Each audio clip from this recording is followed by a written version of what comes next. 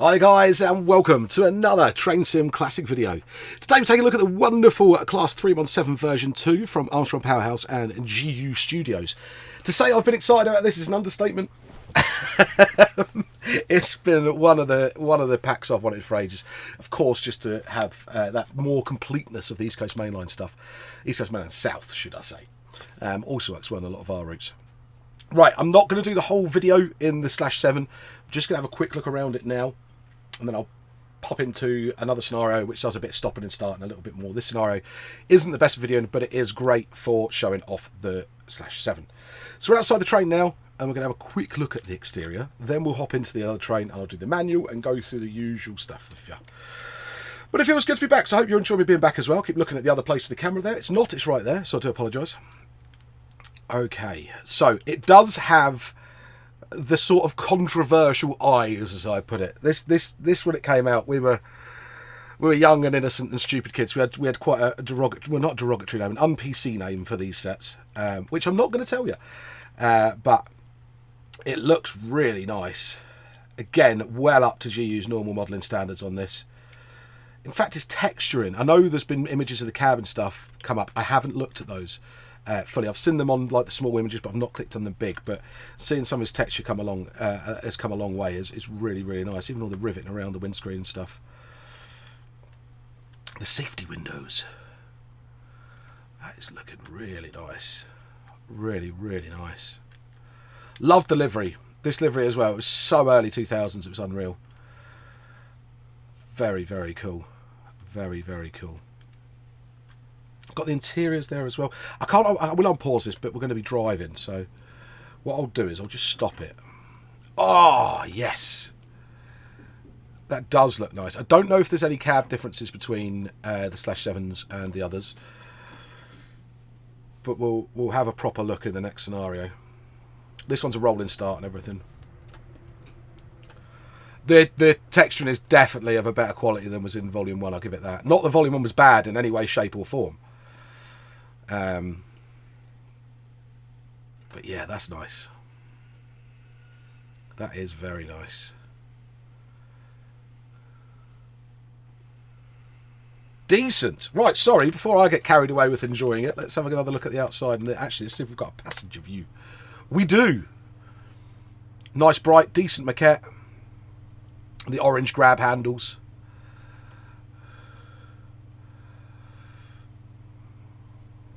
Sounds like a 317 in here already as well, which is lovely. Had to do a bit of the it's kind of the law, isn't it? Do we get different views? Yes. Not that I'm a massive passenger view fan. Oh, I've even... So is that as in the pantograph coach or the or one of them? Because that one's quieter. Oh, I do like that. I do like that a lot. So yeah, these are the /7s. These were rebuilt for standard express services. It was quite short-lived, to be honest. They did end up on normal services as well. The actual standard express services, I can't remember how long it lasted. Not that long. But they did end up on other services. I think they were the first withdrawn as well. Don't quote me on that, but I think they were. Right, let's hop on and start a proper scenario and do the video properly.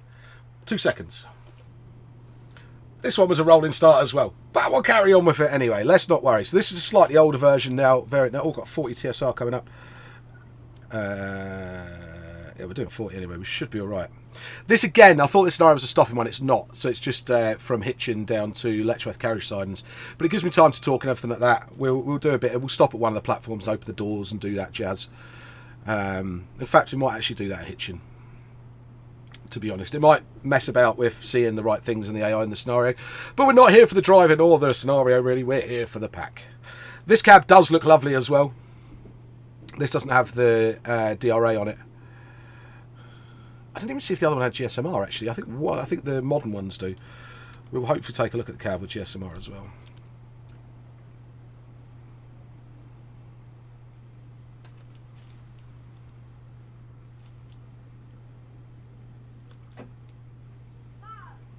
The running sounds sound lovely.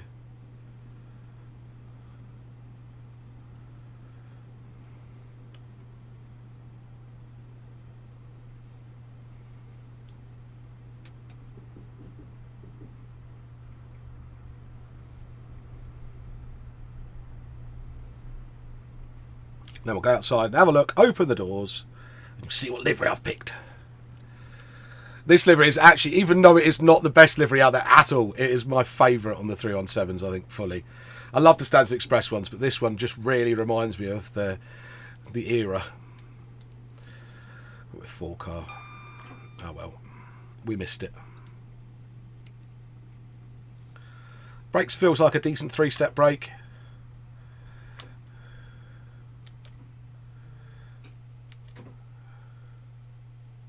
It's got the brake squeal as well. Nice. Nice, I like that. Right, okay. So we are in... I'll pause it when we're outside, just taking a look at it. We are in the West Anglia Great... Kids' school holidays, I get interrupted all the time, I do apologise. Right, back to where we were. So this is the West Anglia Great Northern livery, or wagon. Call it what you like. Wagon, I've even heard it pronounced as. It's always wagon to me. And this is just a livery that just speaks of an era, doesn't it? Think of the Central Trains livery, think of all of those. It fits in. It fits in, that sort of bright, colourful, brash, in-your-face, late 90s, early 2000s. I really like it. Really, really like it. It makes the front end of these... I actually prefer the look of the older Gen 317s and the 317-6s.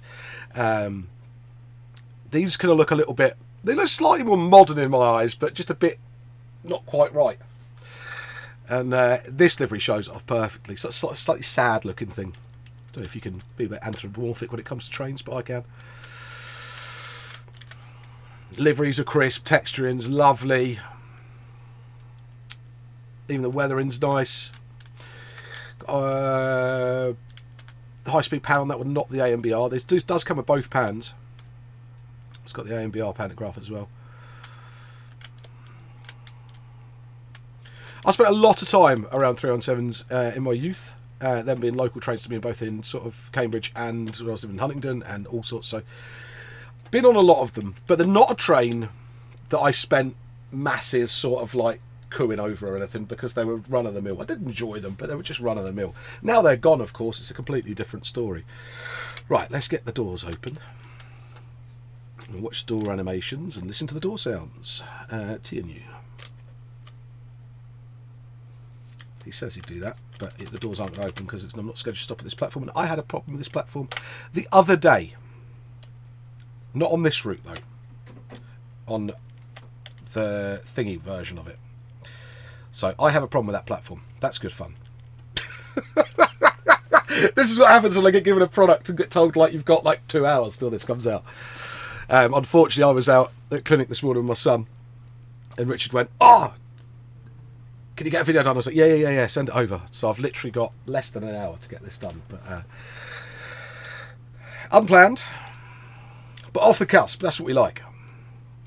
Right, we will stop at another station to go through the doors. That's just sod's law that the one I stop at does do that. Right, manual-wise. Okay, we know how to install. All that jazz. So liveries, we come with 317/2 in blue-grey. With BR logo, with NSE logo, XBR NSE +1, and NSE logo and front NSE flash. Just a blue with a little flash on the actual front end. That's really cool. Now with Southeast, you've got all of them. Original font, revised font, logos and NSE flash, with Great Northern Line door and logo front numbers, Great Northern Line door logo and revised front numbers, NSE and wagon logos, without logo, and with wagon logo, ex-NSE. Then this livery you've got with logo and X without, so you've got the X as well, and I'm speeding. That's really handy out. Straight over those points that were the ESR or TSR.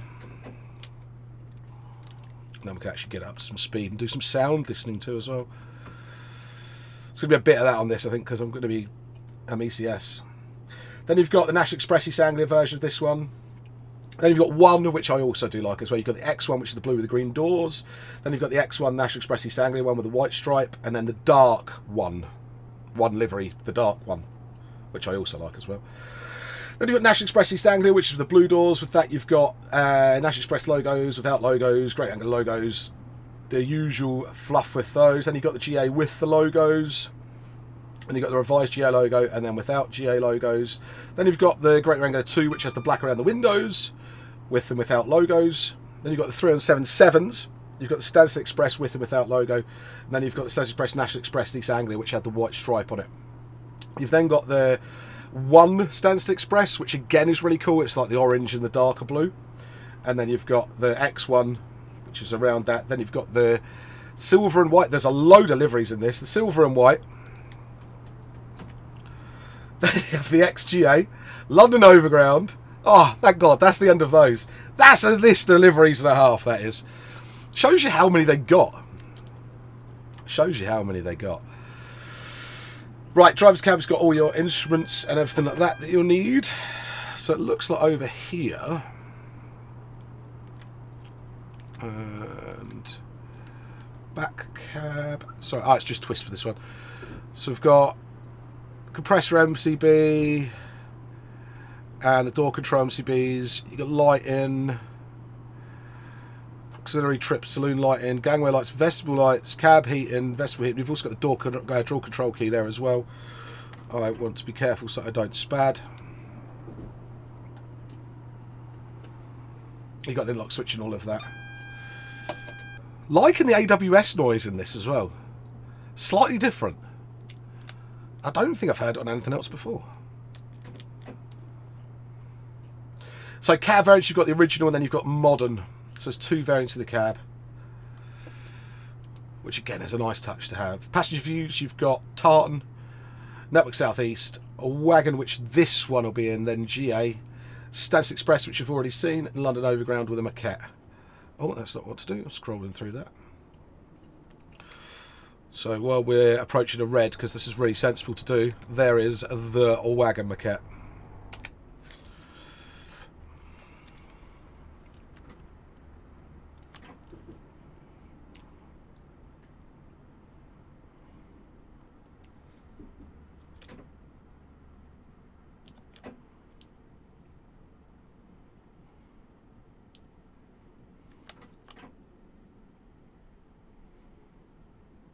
Really bit, I think 20 or 10 for that ramp.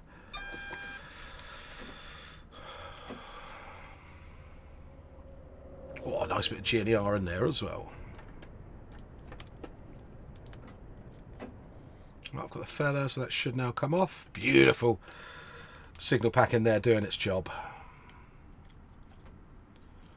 Green back onto the slow. So pantographs, 317 were built with Stone and Faverley A&BR pantographs, but in the late 1990s, Wagon fitted the newer Brecknell Willis high-speed pantographs as part of their refurbishment programs. 377s also received this newer pantograph when they were refurbished. Both of these types are provided and automatically applied on each unit per reality. So there's player changeable destination blinds, F7 and F8 on those. You've got all of the places they've been. I'm sure. I wouldn't be the person to check that. You've also got the digital destination display, which we don't have in this cab, which is in the mid-2000s. A digital PIS system was fitted, which can be controlled by the computer located above the windscreen. Instructions as this can be as follows. Press the escape button, 5-digit code, press OK. So it's like the other AP stuff. And you've got a full list in the manual there of all the different PIS codes you will need. Great picking a scenario with loads of reds. Keeps you on my toes, really, doesn't it?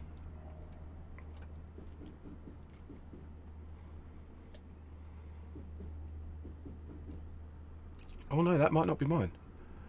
That's not mine. And I had a green.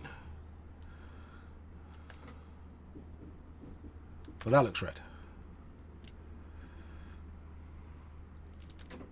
Since we've got the red, we might see if I can get my doors to open it at Stevenage.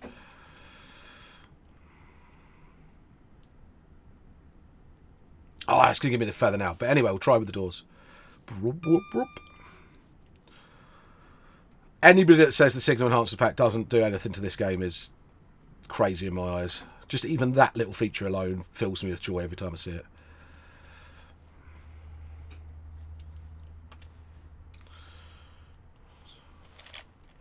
Right, let's try to put it as 3 to neutral.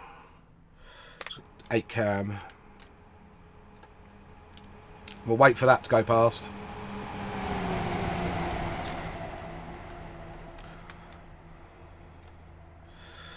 At T&O.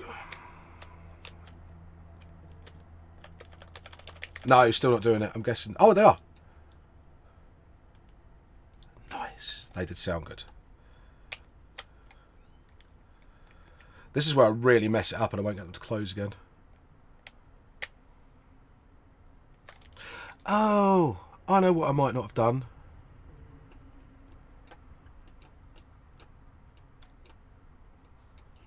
Do you know that would help? I don't know if it'll work with me having them open now, though. Yeah, there we go. That would have been really helpful, wouldn't it? Putting the actual doors on the right thing.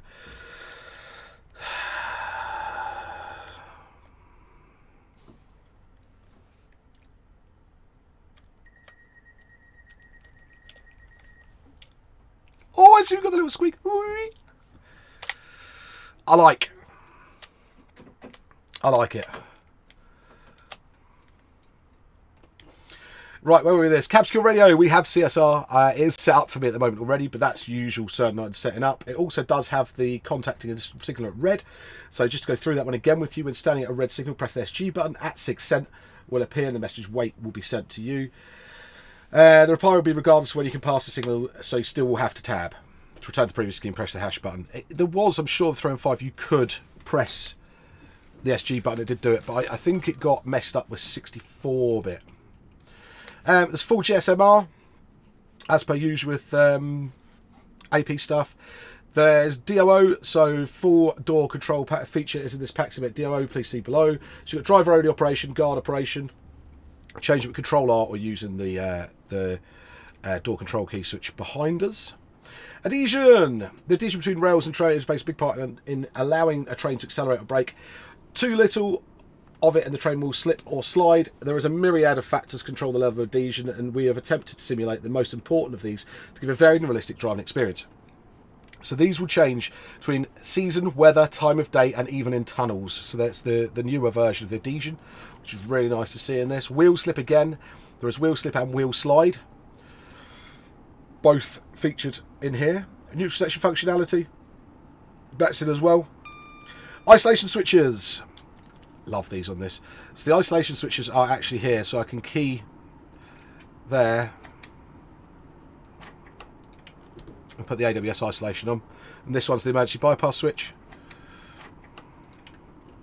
so you can do those as well. So the EBS will disable the emergency brake. The back wall disables the traction interlock, so you can obtain power without door interlock. So there is a traction interlock switch as well here, so I could drive around my doors open if I wanted to. Nice for scenario creators to add little bits and pieces into. It's always good. Right, here we go. Bit of neutral section, line light.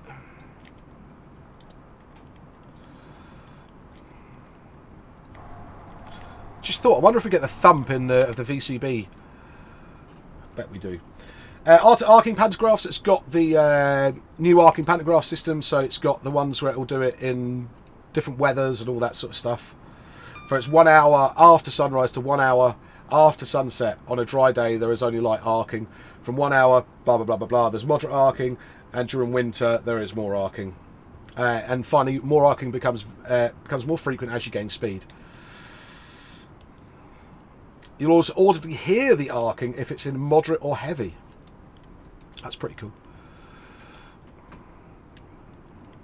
Right, let's actually get some speed up since we can. Oh, hang on a second. Sort of random motor factor. Right, variable power and brake performance. Any train driver will tell you that, especially on older stock, braking and power performance can vary quite noticeably from unit to unit, despite being within the same class. We've simulated this variant by randomly allocating a brake factor and power factor every time you drive a unit in the simulator. That's just for CSR. This factor can reduce or increase performance by a maximum of 8% either way. There is no way of finding out which factor your unit has been allocated, except for assessing its feel when power or braking, just like a real driver. Love this feature. It makes driving these varied and exciting, I suppose. You're never really going to drive the same thing over and over again. So you're going to get a difference between 8% on all of them, but it's nice to have it in there. There's also variable traction motor volume, 317 traction motors. But in reality, some are louder than others. Simulations have implemented a random motor factor for each... I don't mean to do that. For each motor bogey, which ranges from 1 to 6 being the quietest, 6 being the loudest, it can be changed by the player.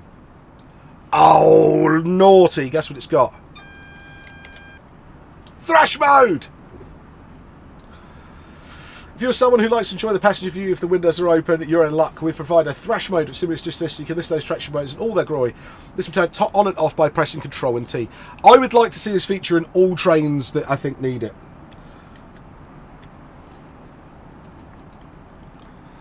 So let's go.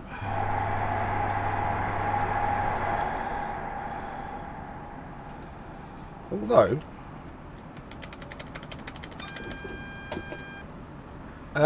in my version, that's not giving me any visual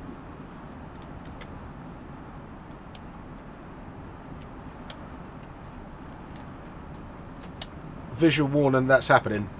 Mine is pre-release, do remember that.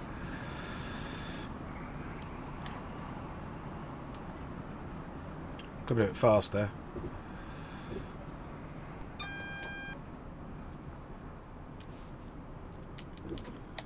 So my version, Control and T, isn't doing that. Just make sure my T key is working. As daft as that sounds. Yeah, my T key is working. Okay, I'll pass it on to Richard. Hopefully you get that sorted. Or it's just me being weird. Coupling procedure.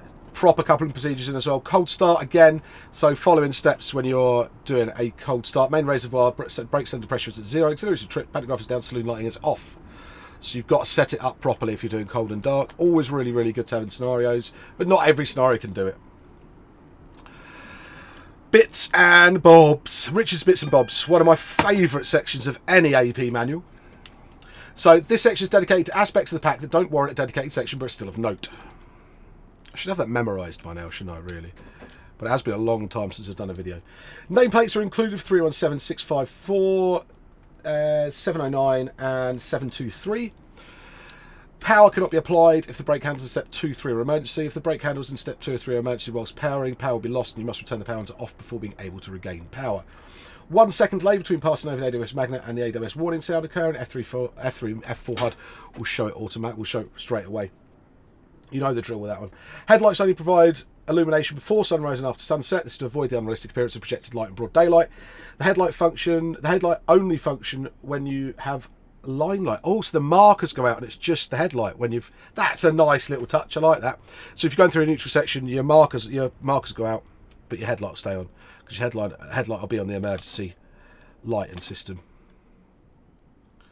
Oh, look at that clearing just for me now. Did you hear the little dunk dunk of the sunflower? Oh, the sounds are bob on. In fact, I'm gonna, since we can't get the thrash mode to work at the minute,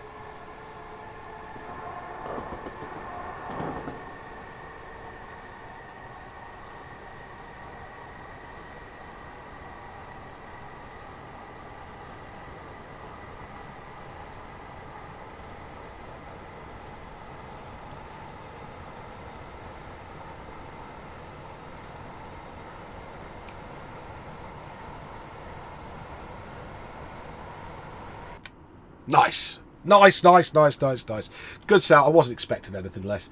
That was the next thing on the list, by the way. Special bogey cameras available. Just switch to the right hand head out view and then press Shift 2 plus right arrow. Wipers operate on AOS services. Raining. Classic brake squeal on mid-2000 liveries. The rest just set on the cab and how to place it in scenario. Right, okay. Manual done. Bonus. How to drive really nicely. Even though I've been driving it really badly.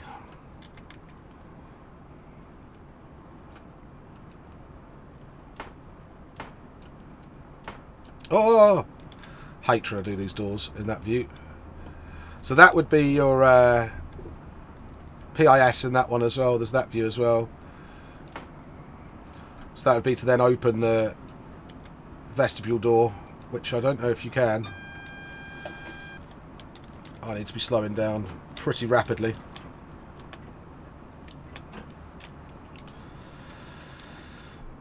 We'll be taking a set of points at a bit of speed. Oh, you're not here for the driving. You're not here for the driving. Are you here for the crashing? That wasn't too bad. Wasn't too bad. Could have been worse. Brakes are nice. Would be at Shatfield as well, wouldn't it?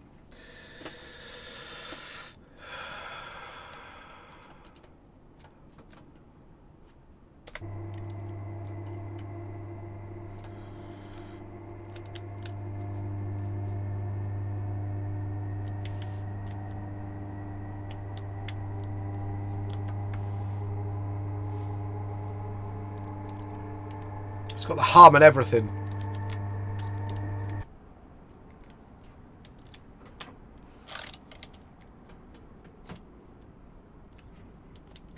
See, I cut my power there, see?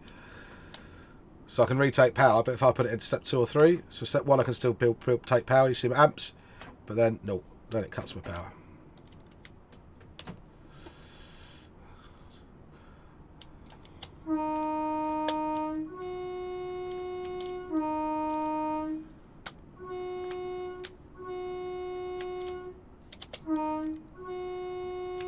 That high tones air hiss is a bit not looped brilliantly.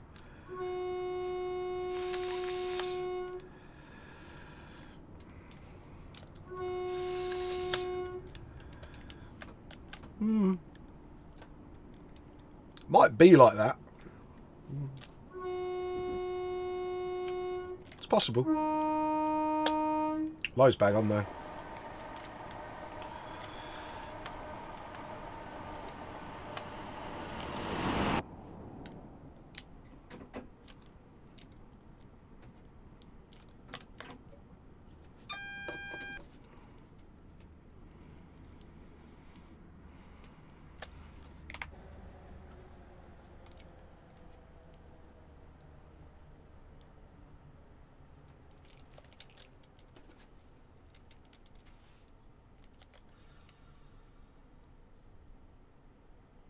Oh, that's nostalgic. That's nostalgic. Yeah, this is the pantograph coach. I should have known that. Oh, I can't seem to change between those.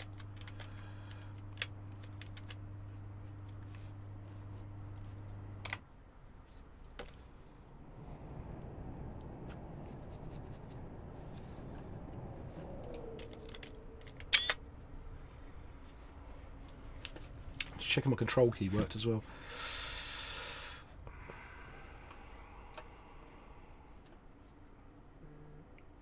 Should really have it neutral while I'm sitting waiting at this signal. Yeah, all in all, I'm really impressed with it. I mean, George has done a sterling job on the model and the texturing, the interiors, everything that, and then Richard comes along and sprinkles his dust on it. It's magic dust. Richard's magic dust. It's a really solid follow-on from the 317 Volume 1. It's got the improvements where there needed to be improvements. It's nice.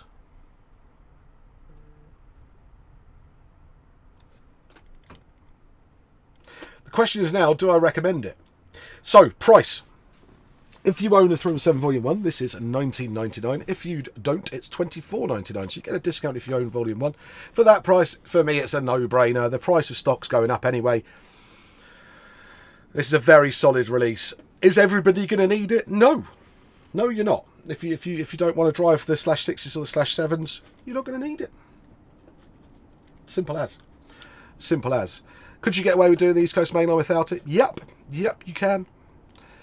Does it add that little bit extra if you want that completionist factor? And is it a different train to drive as well? Yeah, it is. It does feel different to drive. The new cab makes it feel different. The slightly different sounds. That AWS is lovely. I mean, having the thrash mode as well, when that is implemented, let's hope that's not a bit in the a bug in the manual. I hope not, but it does sound like it should be really, really good. Looking forward to seeing it release. It's actually released on the day I'm streaming, so I will be streaming it straight afterwards. Well, no, it'll be tonight, but...